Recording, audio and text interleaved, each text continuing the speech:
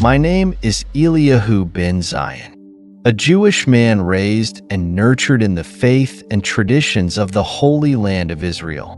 From my youth, I was taught and guided to become a rabbi, a religious leader devoted to the spiritual well-being of the Jewish community.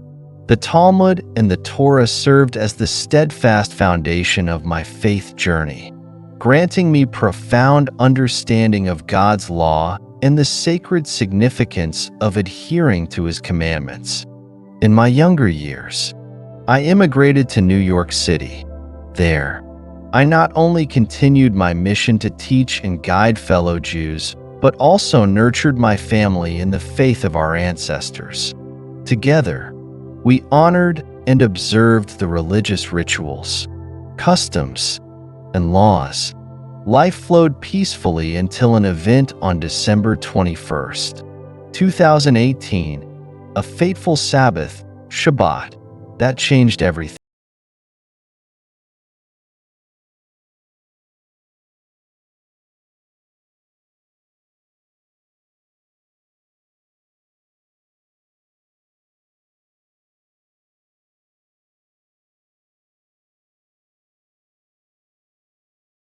Challah bread from the evening meal still lingered in the air, mingling with the scent of wax and faint traces of incense from my earlier prayers.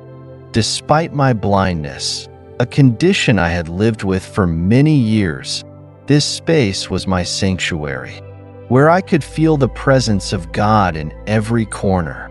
Losing my sight had been a profound turning point in my life. While the world around me was shrouded in darkness, my inner world had become brighter and more focused.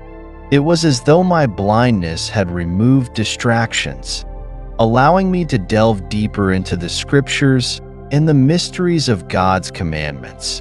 I often shared with others that blindness was not a curse but a gift that allowed my spirit to seek the eternal. When the eyes no longer see the world, I would say, the heart begins to see God.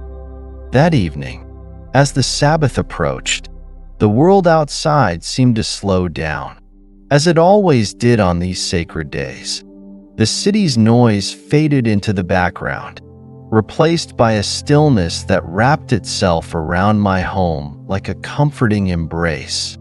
In keeping with Jewish tradition, I lit the Sabbath candles to honor the start of the holy day. The soft, flickering light of the flames bathed the room in a golden glow, creating an atmosphere of divine tranquility. Even though I could not see the light, I could feel its warmth, its presence a reminder of God's enduring covenant with His people. With my hands gently clasped in front of me, I recited the Shema Israel, the prayer that has been the foundation of Jewish faith for generations. Hear, O Israel, the Lord our God, the Lord is one. The moment felt sacred, almost suspended in time. My soul, despite its blindness to the physical world, felt illuminated by the spiritual connection I had cultivated over the years. As I prayed, I could almost envision the presence of angels standing guard over my home, their wings softly stirring the air. Everything felt perfectly aligned with God's will, until a single fateful moment. As I reached for my prayer book on the table, my hand inadvertently brushed against one of the candlesticks. The gentle nudge sent it toppling over, and in an instant, the flame caught the edge of the tablecloth. At first, I didn't realize what had happened, but the faint crackling sound and the sudden shift in the air told me something was wrong. Being blind, I couldn't see the fire, but I could sense it. The room seemed to grow hotter, the air heavier with each passing second. I reached out instinctively, my hands fumbling across the table, searching for the source of the growing danger.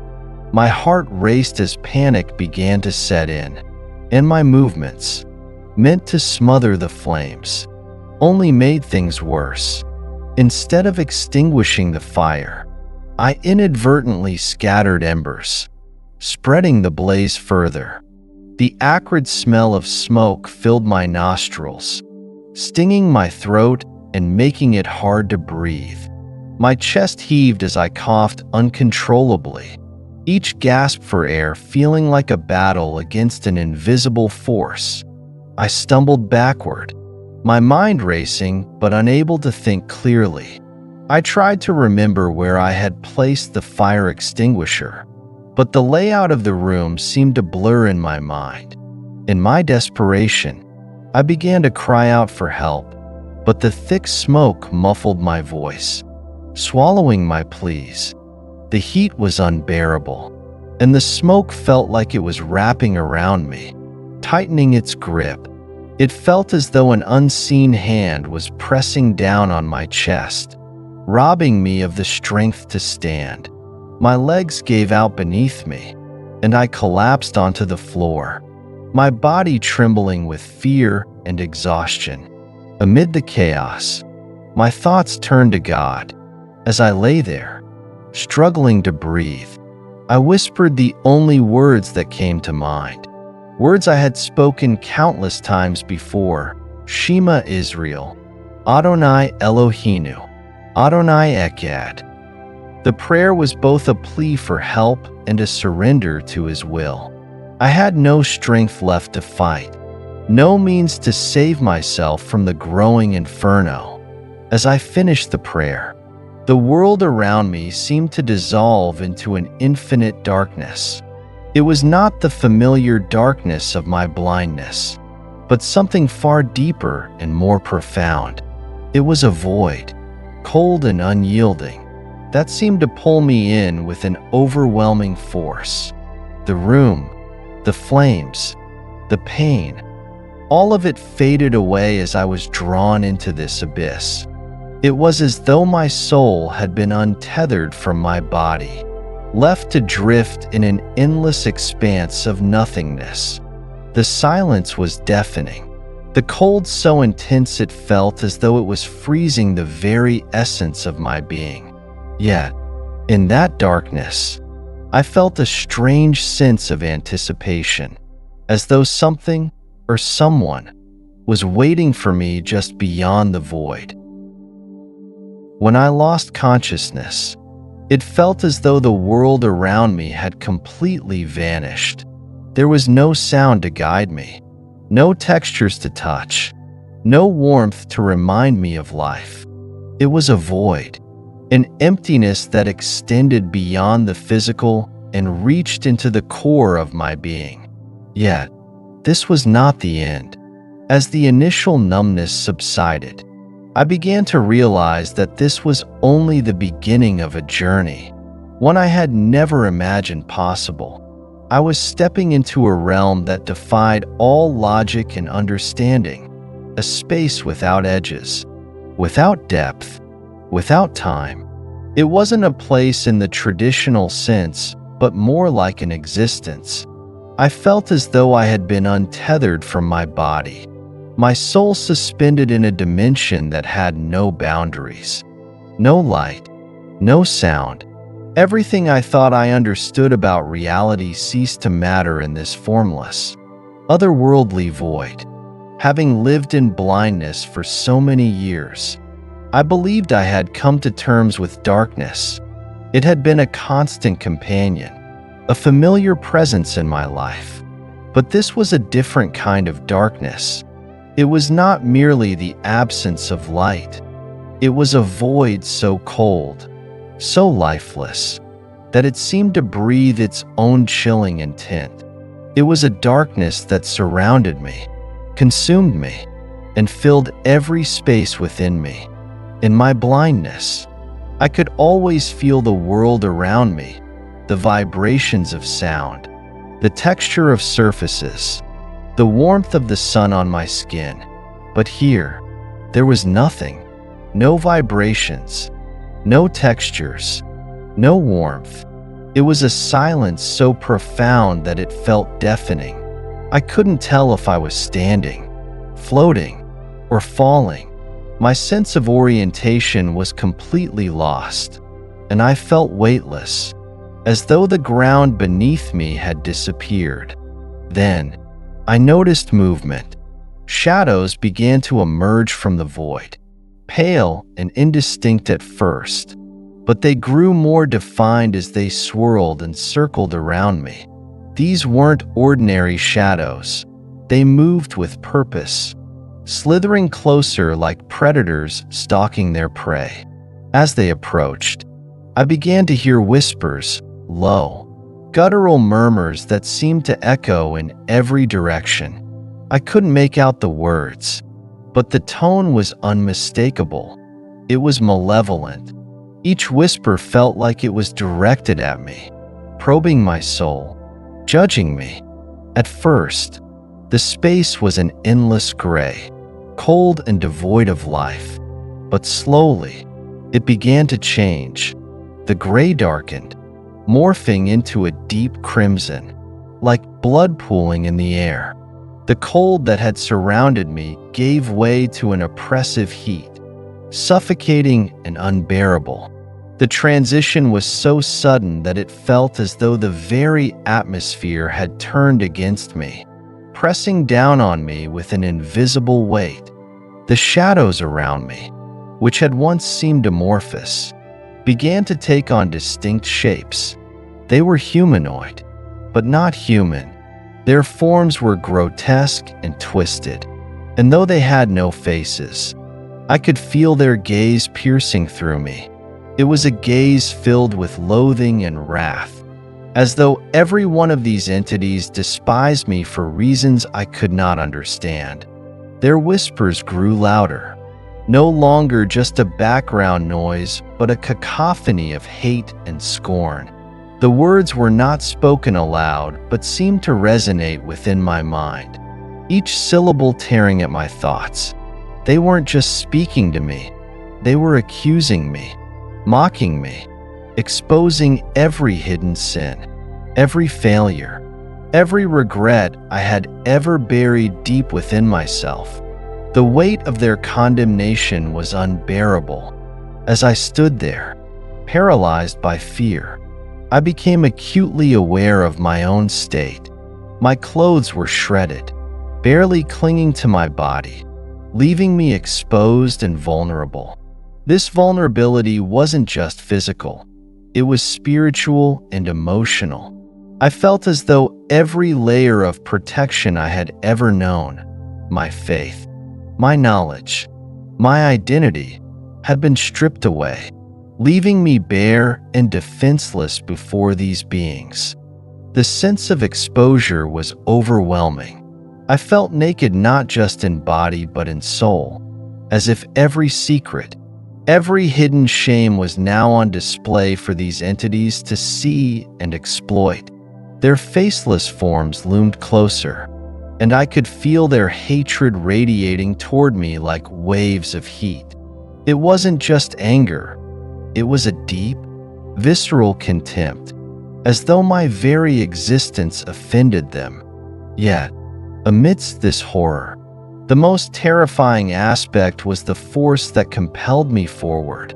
It was an unseen, irresistible pull, dragging me deeper into this nightmarish abyss. No matter how much I tried to resist, no matter how desperately I fought against it, I couldn't stop myself.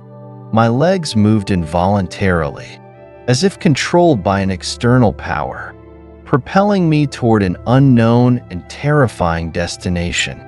I wanted to scream, to cry out for help, but the oppressive heat and the choking atmosphere robbed me of my voice. My pleas were swallowed by the void, unheard and unanswered. Each step felt like a march toward judgment, toward something I couldn't see but instinctively feared. The whispers grew louder, the heat more intense, and the shadows more menacing as I was pushed further into the crimson darkness. This was no ordinary darkness, no ordinary place. I wasn't just lost.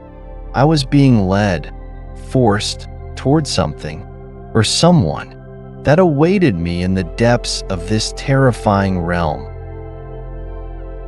After what felt like an eternity of moving forward, guided by the invisible force that compelled me, I found myself standing before an awe-inspiring sight. Towering above me were colossal doors, their immense size making me feel as small and insignificant as a grain of sand on a vast shore. Each door seemed alive, emanating an energy that was both captivating and terrifying. As I looked closer, I saw that every door bore intricate carvings and symbols, each representing a different religion. The door adorned with crescents and stars unmistakably symbolized Islam. Another, with the serene image of a lotus and a peaceful monk, was dedicated to Buddhism. There was a door bearing the cross of Christianity, and others I could not immediately recognize, though they radiated an equally powerful sense of the sacred and the forbidden. Then, my gaze fell upon the door directly before me. It bore the inscription, "Children of Israel" in bold, ancient Hebrew letters. The carvings on this door depicted images of Torah scrolls, menorahs, and the tablets of the law, all so finely etched that they seemed to move under the faint, flickering light that appeared to come from nowhere and everywhere. But despite its beauty, the door exuded an aura of overwhelming dread. As I stood there, frozen in place, the door began to vibrate. A low, ominous hum resonated from within, growing louder and deeper, shaking the very ground beneath me. It was as if the door itself was alive, warning me, daring me to approach. My instincts screamed at me to turn back, but the force that had guided me here allowed no retreat. Before I could gather my thoughts, the door abruptly flung open. The sound was deafening, a thunderous roar that echoed into the infinite void around me. From the darkness within, a swirling mass of shadows erupted like a tidal wave. It wasn't just darkness, it was a living, breathing entity, consuming everything in its path. The shadows wrapped around me, pulling me forward as if they had been waiting for me all along. As I crossed the threshold, an intense wave of heat slammed into me, knocking the air from my lungs. It was unlike any heat I had ever known, not the warmth of a fire or the sting of summer sun, but a scorching, suffocating force that seemed to burn my very essence. The air itself felt alive, thick and searing, pressing against me as though it sought to smother me. But the heat was only the beginning. The moment I stepped through the door, I was engulfed by a cacophony of sounds. Screams, cries, wails, and groans surrounded me, filling the air with an unbearable symphony of agony. These weren't just cries of pain. They were cries of hopelessness, despair, and eternal regret. The voices came from everywhere and nowhere, echoing off unseen walls and reverberating through the space like a haunting melody. Some were distant, faint whispers carried on the oppressive heat, while others were so close they felt as though they were screaming directly into my ears. Each voice was distinct, yet they all blended together in a relentless torrent of anguish. I could hear people begging for mercy, pleading for relief that would never come. Others cried out in anger, their voices filled with bitterness and defiance, as if cursing the very existence of the place that now held them captive. The sound wasn't just audible, it was tangible, vibrating through my chest, tearing at my soul. I knew then, without a shadow of a doubt, where I was. This was hell, not the hell of abstract teachings or symbolic warnings, but a real, living place of torment and despair. For years, I had heard of it in sermons and read about it in religious texts, but I had always dismissed it as a metaphor, a story meant to teach morality. Now, standing in the midst of this nightmare, I realized how wrong I had been. Hell was no myth. It was terrifyingly real, and I was standing in its depths. The landscape defied comprehension. There was no sky, no horizon, only an endless expanse of darkness punctuated by flickering flames in the distance. The ground beneath me was uneven and blistering hot, yet it felt solid, as if it were holding me in place, refusing to let me go. Shadows swirled around me, their movements erratic and unnatural, forming shapes that seemed to mock the natural world. In the distance, I could see figures, countless figures, shrouded in darkness, their outlines faintly illuminated by the dim, hellish glow of the flames. They writhed and twisted, as though trying to escape an invisible torment. Their forms were distorted, their features grotesque, and their movements unnatural, as if they were being manipulated by some unseen force. The air was thick with the stench of sulfur and decay, a smell so overpowering it made me gag. My body felt heavy, weighed down not just by the heat and the oppressive atmosphere, but by an indescribable sense of dread. It was as though the very essence of this place was pressing down on me, suffocating me, reminding me that I didn't belong here, and yet, here I was. The screams of the souls around me were unrelenting, their cries filled with anguish so raw it was almost unbearable. Each scream felt like a dagger to my heart, a reminder of the unimaginable suffering that defined this place. There was no time here, no past, no future, only an eternal present of torment and despair. This was hell, a place of judgment, of wrath, of unending punishment, a place where every sin, every failure, every regret was laid bare, magnified, and made into an eternal torment, and I was now a part of it. Before me stretched an endless abyss, a valley with no bottom, shrouded in shadows and filled with unimaginable torment. It was a landscape of suffering, a stage for despair where countless souls writhed in agony. The ground itself was alive, ablaze with flames that licked at the feet of those who crawled or stumbled across it. Every movement, every step they took, caused the fire to rise, searing their bodies yet never consuming them. The pain was eternal, unrelenting. Some figures knelt, their faces pressed to the burning ground as if in supplication, but their prayers were swallowed by the oppressive void. Others crawled, their hands and knees scraping against the molten surface, their bodies racked with spasms of unbearable pain. Their screams pierced the thick, stifling air, cries of desperation and despair that echoed endlessly into the abyss. Among them, there were those trapped beneath enormous boulders, crushed under the weight of stone that never ceased to torment, their mouths opened wide in silent screams, their bodies contorting under the relentless pressure. The cries of these souls were unlike anything I had ever heard before. They weren't merely sounds but waves of anguish that seemed to penetrate my very being. Each wail reverberated within me, tearing at my heart and soul, threatening to unravel my sanity. As I stood frozen in horror, I began to make out details among the chaos. In the midst of the suffering mass, I saw faces that struck a chord of painful recognition within me. Some were vague, blurred by the haze of flames and shadows. But others were clear, unmistakable.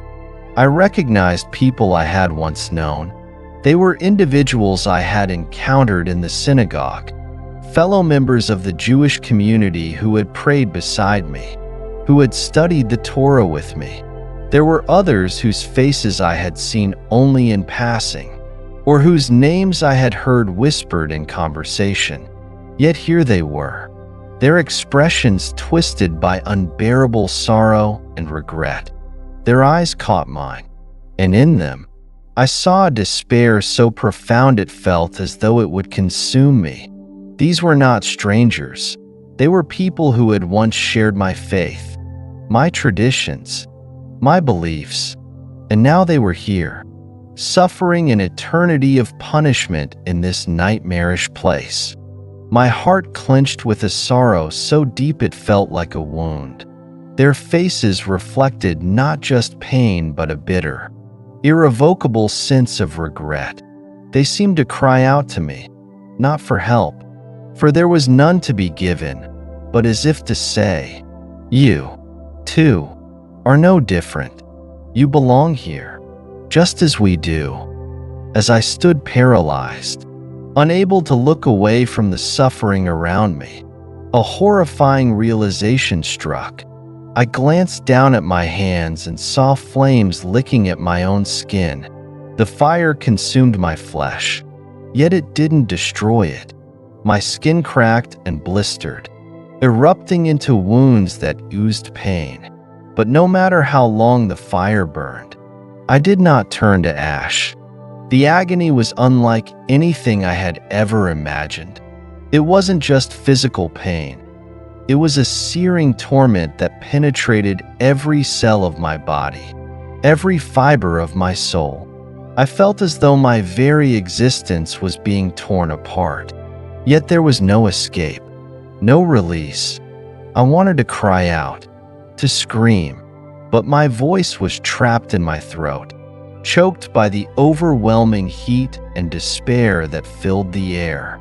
The fire was not merely a punishment, it was a mirror, reflecting the truth I had long ignored. In that moment, I understood with crushing clarity. I was no different from the souls around me. I, too, was a sinner. My hands, my heart, my life, they bore the marks of guilt, the stains of choices that had brought me here. The flames were not just an external torment. They were the manifestation of my own failings, my own sins. As the fire consumed me, I felt my spirit breaking under the weight of my realization. I was not above this suffering. I was not exempt from this judgment. I was one of them, lost, condemned, and trapped in this eternal inferno of regret and pain. The pain of hell and the awakening of the soul. As the searing flames engulfed me, their unrelenting torment laid bare a truth far more excruciating than the physical agony.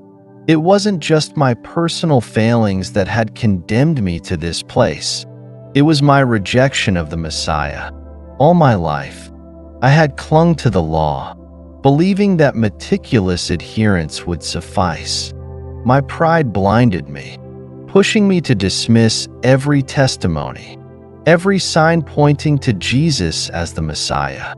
I had convinced myself that my righteousness, my dedication to tradition, was enough to secure my place in God's favor. Yet, here I was, stripped of every illusion, facing the devastating reality of my choices.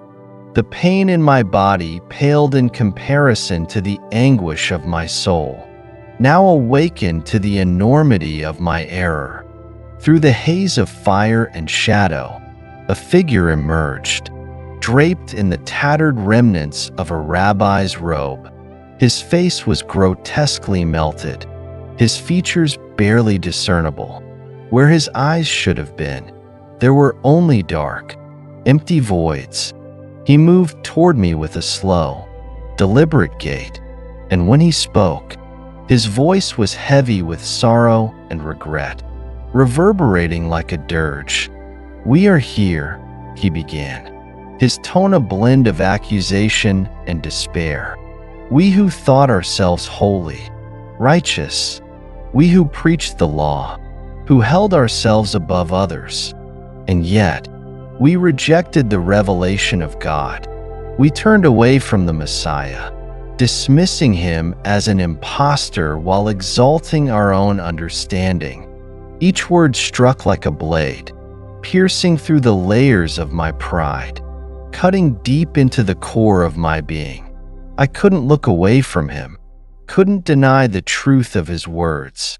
His lament echoed the reality of my own life, a life spent glorifying the letter of the law while ignoring the spirit behind it. In that moment, years of carefully constructed pride began to crumble. I had built my identity on the foundation of the law, priding myself on my adherence to its every commandment. I had seen myself as a guide, a teacher, a shepherd leading others to worship God. But I had never allowed myself to truly see, to truly believe in Jesus as the Messiah. The weight of my self-righteousness, the arrogance that had defined me, now crushed me under its reality. I had focused on appearances, on outward piety, believing that my observance of rituals and commandments was enough. But what about the heart? What about love, mercy, and the salvation offered by God through his Son? The fire around me seemed to pale in comparison to the fire within, a burning realization of my spiritual blindness. For years, I had lived in physical darkness, blind to the world, but that blindness was nothing compared to the blindness of my soul. I had closed my heart to the truth, rejected the very one who could have saved me. I thought of the countless times I had dismissed the words of those who testified about Jesus. I thought of the scriptures I had studied so meticulously, of the prophecies I had chosen to overlook or reinterpret to fit my understanding.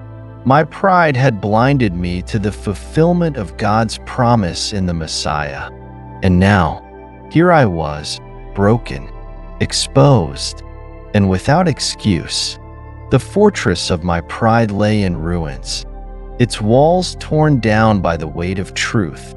All that remained was the raw, undeniable reality of my failure to see, to believe, to accept the grace that had been offered to me all along.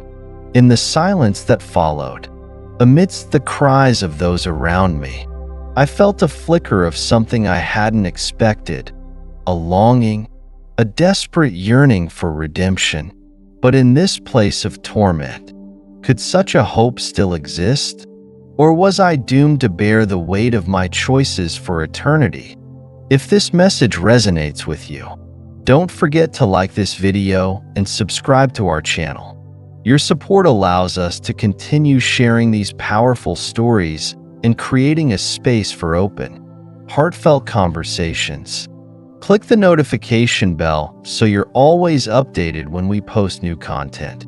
Together, let's explore the unseen, celebrate the miraculous, and inspire one another to live with love, faith, and wonder